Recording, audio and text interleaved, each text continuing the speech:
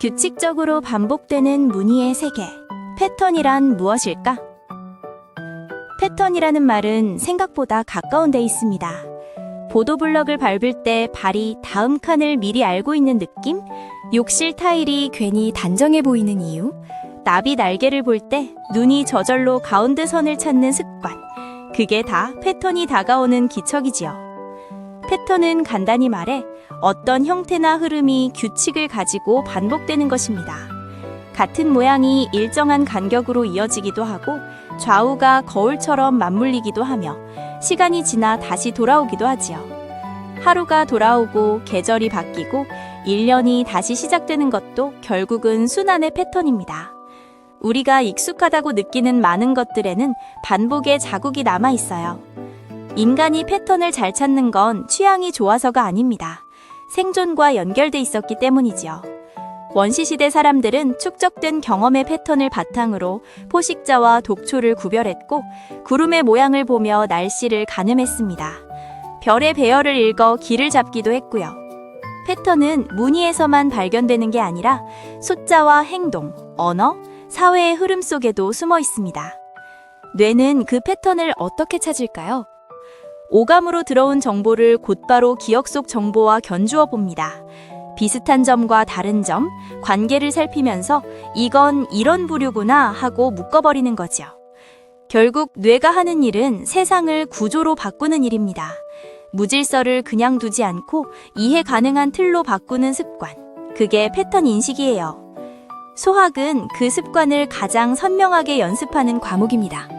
십진법, 덧셈과 뺄셈, 도형의 성질, 방정식의 풀이까지. 겉모습은 달라도 모두 규칙을 찾아 정리하는 연습이지요. 그래서 수학을 패턴으로 된 언어라고 부르기도 합니다. 자연 속에 숨은 패턴을 더 잘 읽으려면 이 언어가 필요해집니다. 패턴을 볼 수 있으면 예측이 가능해집니다. 과거의 기록에서 현재의 흐름을 찾아내면 앞으로의 방향을 가늠할 던서가 생기거든요. 복잡해 보이는 문제도 알고 보면 몇 가지 구조가 반복되는 경우가 많습니다. 자연이든 사회든 복잡한 현상 속에서 의미 있는 구조를 찾아내는 사고를 패턴적 사고라고 부를 수 있겠지요. 그런데 한 가지, 우리가 찾아낸 패턴이 가끔은 잘 작동하지 않습니다. 이건 패턴이 틀렸다기보다 패턴을 적용하는 자리가 어긋났을 때 생깁니다. 달 탐사와 관련해 전해지는 일화가 있어요.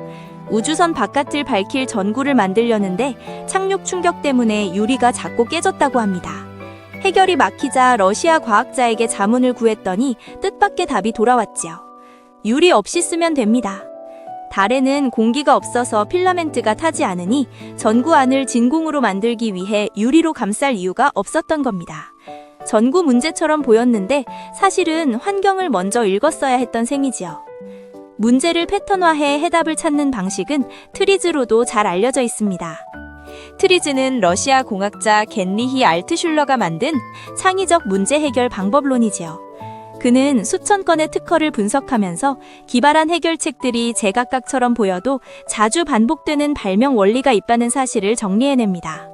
그가 제시한 40가지 발명 패턴은 지금도 다양한 분야에서 응용되고 있습니다. 예를 들어 한때 일본에서 유행했던 초음파 세탁기는 물이 만들어내는 미세한 진동과 압력 변화를 이용해 때를 떼어내는 발상입니다. 소독약 없이 수영작물을 전기분해해 살균과 정화를 하는 원리를 다른 기기에 옮겨 활용하는 사고와 닮아 있지요. 겉모습은 달라도 작동 원리의 패턴은 이리저리 옮겨 탈 수 있다는 뜻입니다. 자동차 운반선의 문제를 풀 때도 비슷한 결이 나타납니다.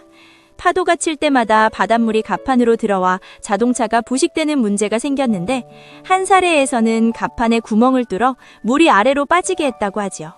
물이 아래로 모이면 무게중심이 낮아져 배가 더 안정되는 효과까지 따라옵니다. 문제를 막는 데서 끝나지 않고 시스템 전체의 균형을 바꾸는 방식입니다.